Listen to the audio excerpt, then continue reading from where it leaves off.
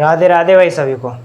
अपन modern history पढ़ रहे थे और उस मॉडर्न हिस्ट्री में अपन पढ़ रहे थे कि किस प्रकार से अंग्रेज़ों ने जो भारत की रियासतें थी उन पर धीरे धीरे से आक्रमण करके उनको अपने क्षेत्र में मिलाया, विलीन किया, है ना।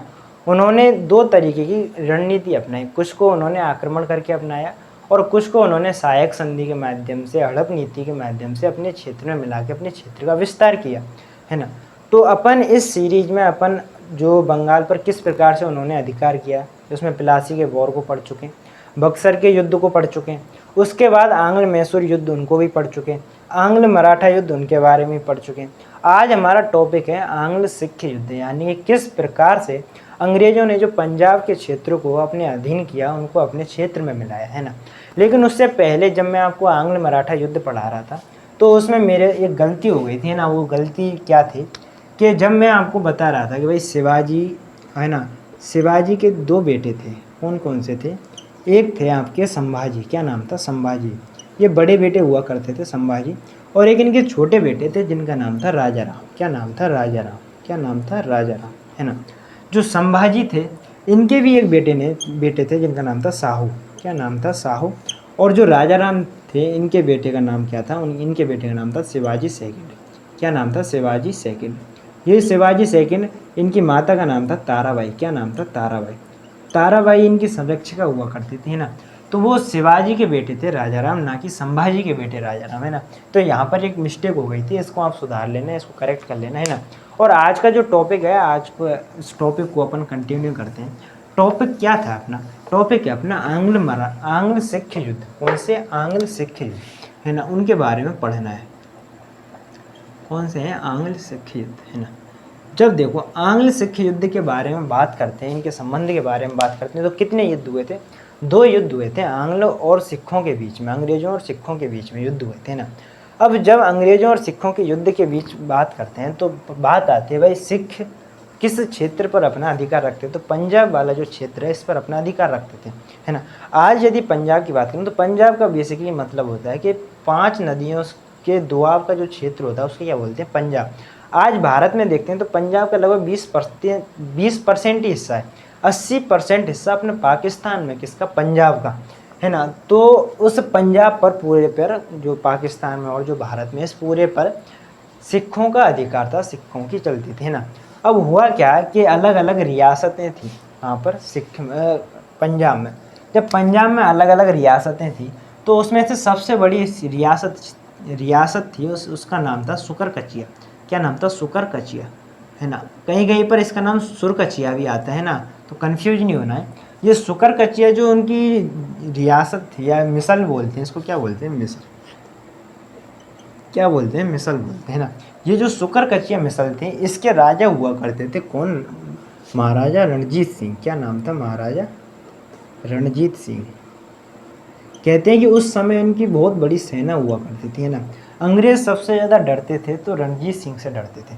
उनको डर था कि कहीं किसी दिन बाई चांस ये रणजीत सिंह हम पर आक्रमण कर देंगे तो हमारा जो भारत में अस्तित्व है ना उसको ही ख़त्म कर दिया जाएगा उनके द्वारा, है ना। इसलिए ये हमेशा इनसे डरते थे और इसलिए अंग्रेज़ों ने डर के कारण इनसे पहले ही जाके संधि कर ली। अंग्रेज इस मामले में बहुत ज़्यादा चतुर थे, है ना। इसलिए अंग्रेज पहले से जाके इनसे संधि कर लेते हैं। उस संधि का नाम था अमृतसर की संधि। कौन सी संधि हुई थी, अमृतसर की संधि।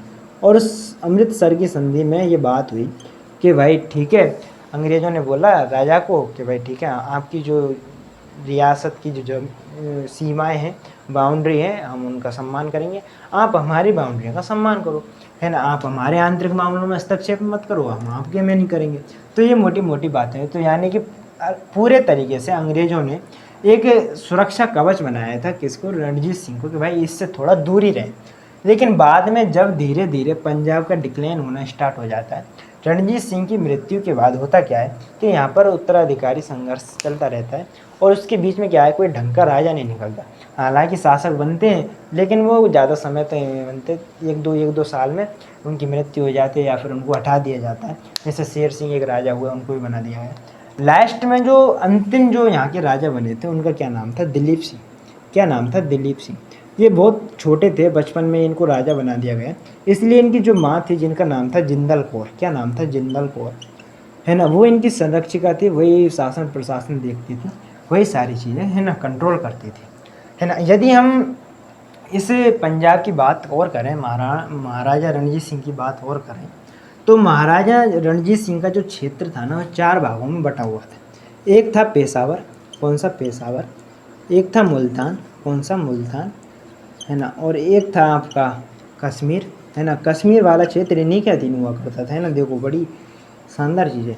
और नंबर 4 पर कौन सा आता है अपना लाहौर, कौन सा आता है लाहौर, है ना, कौन सा आता है लाहौर, है ना। अब इस लाहौर की कहानी क्या है ना, लाहौर इनकी राजधानी हुआ करती थी, इनकी महाराजा रणजीत सिंह की। कश्मीर किन के अधीन था, महाराजा रणजीत सिंह के था।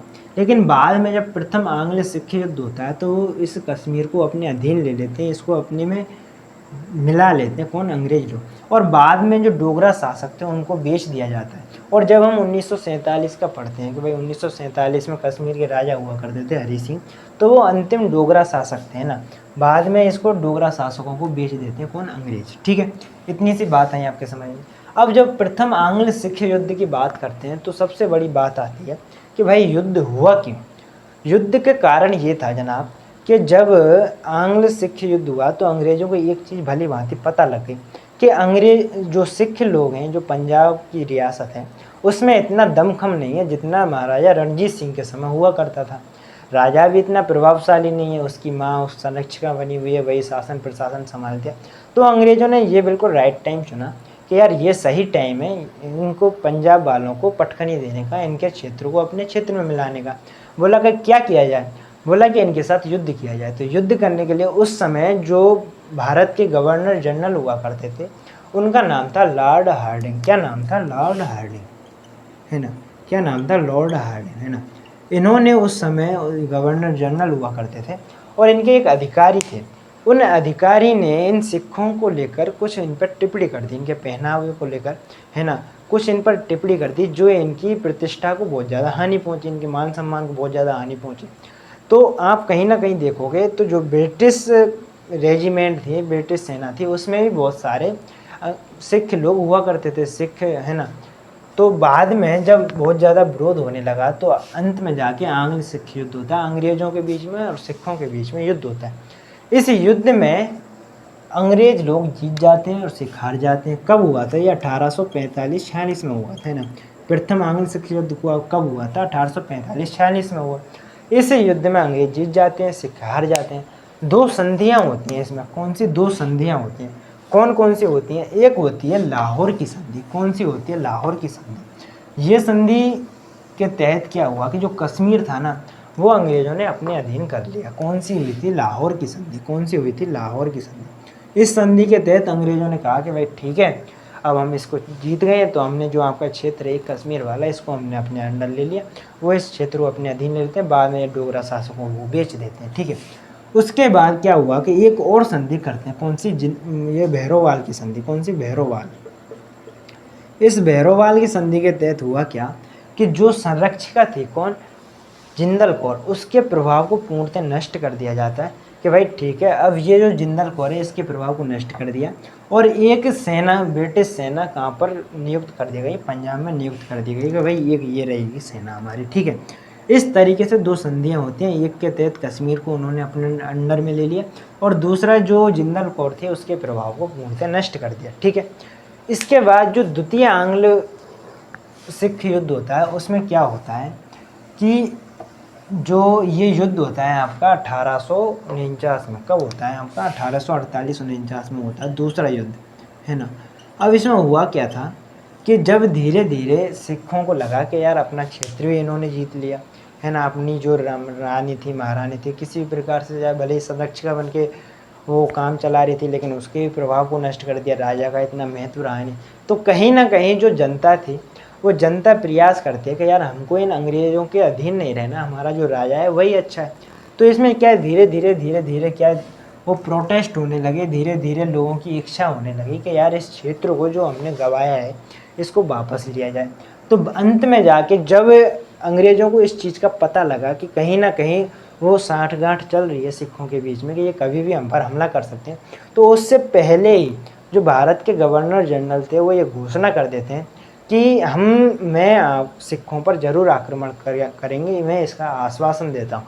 तो जैसे ही वो इस चीज़ का आश्वासन दे देते हैं, कन्फर्म कर देते हैं, ऑफिशियल अनाउंसमेंट कर देते हैं कि एक बार और सिखों से युद्ध किया जाएगा, और तभी से जो है आंग्ल सिख युद्ध दूसरा स्टार्ट हो जाता है। इस दूसरे आंग्ल सिख युद्ध में ये जो अंग्रेज हैं पूर्ण रूप से सिखों को समाप्त कर देते हैं, है ना। बाद में जो पंजाब का क्षेत्र है इसको अपने अधीन में अंडर में ले लेते हैं और इस पर शासन व्यवस्था करते हैं। तो इस तरीके से अंग्रेज़ों ने जो सिख कम्युनिटी थी या फिर कहें पंजाब के जो क्षेत्र था उसको अपने में मिला लिया, है ना। तो अपन इस सीरीज में देखो बंगाल पर उन्होंने किस प्रकार से अधिकार किया, मैसूर पर उन्होंने किस प्रकार से अधिकार किया, उसके बाद उन्होंने मराठा बम्बई वाले क्षेत्रों को किस प्रकार से अपने अंडर में लिया, पंजाब वाले क्षेत्रों को लाहौर मुल्तान पेशावर इन वाले क्षेत्रों को किस प्रकार से उन्होंने अंडर में लिया, इन सब चीज़ों के बारे में अपन पढ़ चुके हैं ना। ये बातें हुई थी कि अंग्रेज़ों ने आक्रमण के माध्यम से इन क्षेत्रों को जीता। अब इससे आगे उन्होंने कुछ अपनी कूटनीतियों के माध्यम से जो देसी रियासतें थी उनको आपस में मिलाया, उनको आपस में अपने अधीन किया, जिसमें एक नाम आता है सहायक संधि का और एक नाम आता है हड़प नीति का। तो अगला जो लेक्चर होगा ना अपन इन दोनों के बारे में पढ़ेंगे, ठीक है। आज के लिए इतना ही, धन्यवाद।